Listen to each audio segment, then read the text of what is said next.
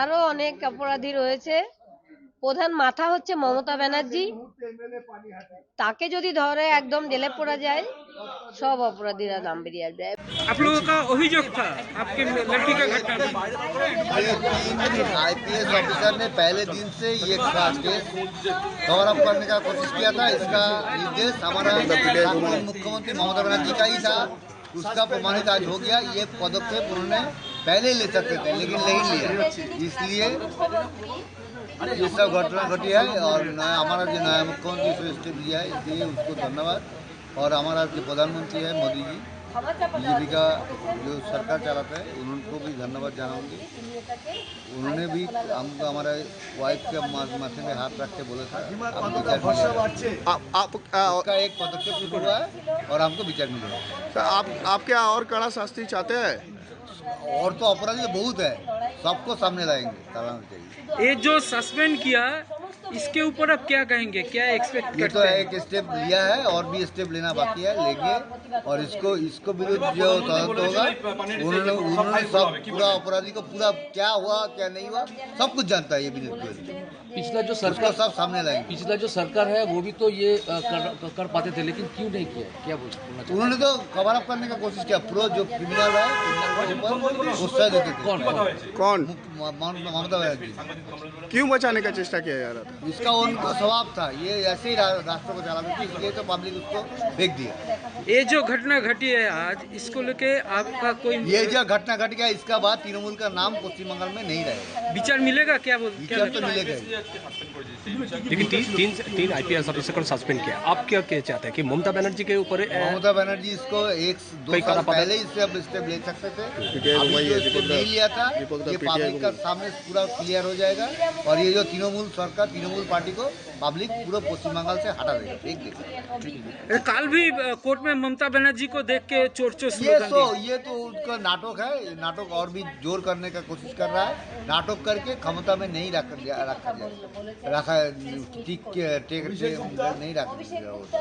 ठीक है, thank you. आप लोग बार बार जो दावी कर रहे थे इस आईपीएस को लेकर जो ये घटना में 3 आईपीएस को आज सस्पेंड किया गया, क्या कहेंगे? আরো অনেক অপরাধী রয়েছে। প্রধান মাথা হচ্ছে মমতা ব্যানার্জি।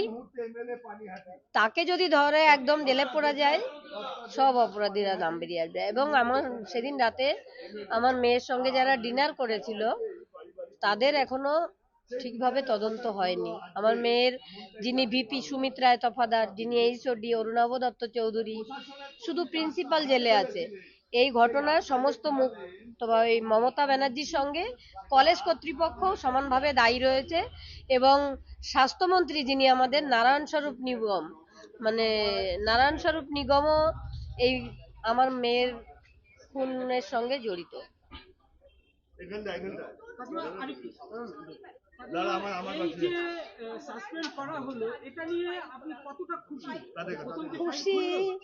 খুশি আমার কিছুই আসবে না কোনোদিনও। বিচার হবে, বিচার হলে হয়তো সমাজ থেকে অপরাধীরা ভয় পাবে, ভয়মুক্ত একটা সমাজ তৈরি হবে। আমি এখন সেটাই চাই, কিন্তু খুশি কি করে হব? মেয়ে তো আমার আর ফিরে আসবে না ঘরে। খুশি হওয়ার কোনো জায়গা নেই। তবে হ্যাঁ, অপরাধী মমতা ব্যানার্জি স্বয়ং নিজে অপরাধী। पुलिस को क्या मैसेज देंगे?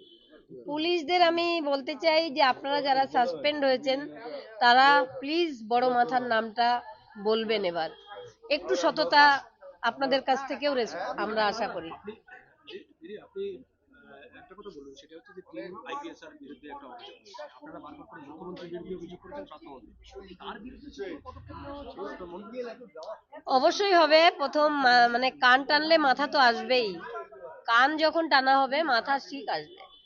আমরা বারবার বলছিলাম বিনীত গোয়েল সব জানে। তো বিনীত গোয়েল যখন সাসপেন্ড হয়েছে এবার অবশ্যই মাথা ধরা পড়বে। সরাসরি অভিযোগ ছিল বিনীত গোয়েল এবং মুখ্যমন্ত্রী। হ্যাঁ, কি বলবেন সেটা? তার সঙ্গে দুজন আইপিএস আরো এক্সট্রা মানে তিনজন আইপিএস আরো একজন আছেন, ওই মুরলীধর শর্মা। আপনারা কি মুখ্যমন্ত্রীর কাছে জানিয়েছেন সেই বিষয়ে? মুরলীধর শর্মার বিষয়ে না, জানাবো, সব জানাবো। এই অভিযোগ করতেই তো আপনাদের টাকার অফার করেছিল। হ্যাঁ, অভিষেক গুপ্তা টাকার অফার করেছিলেন এবং বিনীত গোয়েল সেমিনার রুমে ছিলেন। আর যিনি আরেকজন হচ্ছে, ওনার নাম কি, ইন্দিরা মুখার্জি প্রেস বাইট দেওয়ার সময় সব মিথ্যে প্রেস বাইট দিয়েছেন।